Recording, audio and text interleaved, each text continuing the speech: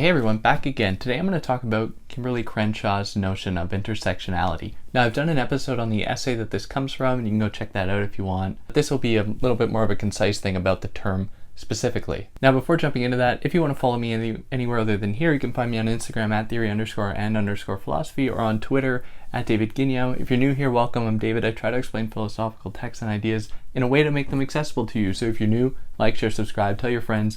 Who knows, they might get a kick out of it. If you want to help me out, do all those things. You can help me out monetarily via Patreon or PayPal if you're interested in that at all, but obviously no pressure. If you found this in podcast form, you're going to be able to find the video on YouTube, or if you found me on YouTube, you're going to be able to find this in podcast form pretty much anywhere where you get podcasts. So, don't want to waste any more of your time with that stuff. Let's jump into this very important term that Crenshaw gives us. And I would like to say there is a longer history here with this term that traces back to certain African feminist philosophers in certain African settings that I don't know the whole history of, but just focusing today on how Crenshaw deploys it and what motivated her to think about this term and to really bring it into the spotlight. Now, Crenshaw was trained as a lawyer. She went to law school, and this really informs her understanding of intersectionality, because she developed this idea upon looking at various court cases in which she recognized the law deployed what she called a single axis framework to understanding discrimination. So she says that this legal system was unable to understand the possibility that, and these are the cases that she looked at, that Black women would be experiencing discrimination in a way that was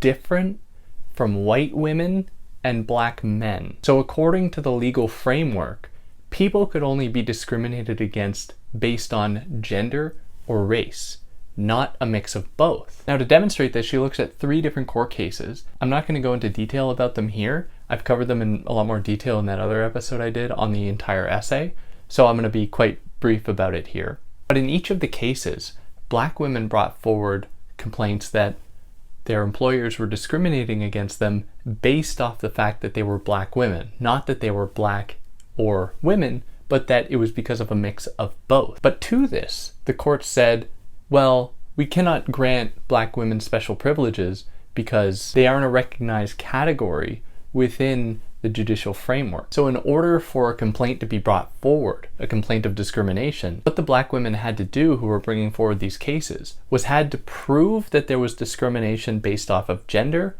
and that there was discrimination based off of race. But the problem with that was that when they actually researched this, they found that looking at gender, white women were doing very well. So they could then not say that gender was a basis of discrimination that the employer was using. Likewise, they couldn't prove that race was actually a determining factor of discrimination, or race was being discriminated against, because Black men were doing particularly well in these industries as well.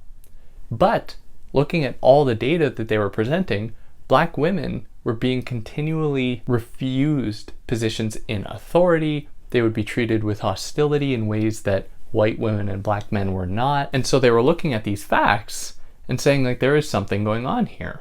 There is something going on that is specific to the experiences of Black women, at least how they are being treated within these industries, that cannot be understood in terms of these single axis frameworks of either race-based discrimination or gender-based discrimination. Now, the immediate issue with this single axis framework is that it sets the most privileged groups within any given group. It sets the most privileged group as the standard. So in the case of gender, white women are the standard. So if white women are doing well, then that's fine. Then there's absolutely nothing wrong with it. There's no proof that can be mounted then that gender-based discrimination is occurring. But as these women brought forward, Black women were being discriminated against, but that wasn't taken seriously because Black women weren't understood to be a category that could experience discrimination differently from Black men or white women. Another difficulty that these Black women faced was in attributing a certain arithmetic to this discrimination. So one of the things that they confronted was the fact that, or brought forward, was the fact that Black women experienced discrimination greater than the sum of the parts of that discrimination. So if we're just using gender and race here, these black women were bringing forward the case that the discrimination that they were experiencing was greater than just gender-based and race-based discrimination combined.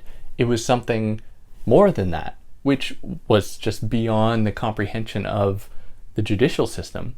They just could not comprehend this possibility that the sum was greater than its part. So in many of these cases, I believe 2 of the 3, these women's cases were just thrown out of court because there was no basis with it, just because the judicial system did not have the capacity to recognize how differently situated people can experience discrimination differently. So, and this extends much further than this as well, beyond race and gender, to class as well, to sexuality and so on. These are all elements that can be discriminated against and that have been proven time and time again to be sites of discrimination, but they're only ever taken as single things, not as possibly existing in conjunction with other forms of oppression that make that oppression much worse than the sum of its parts. So part of her essay, and what is really profound about it, is developing an approach to understanding discrimination in a way that moves beyond the single axis framework, one that takes intersectionality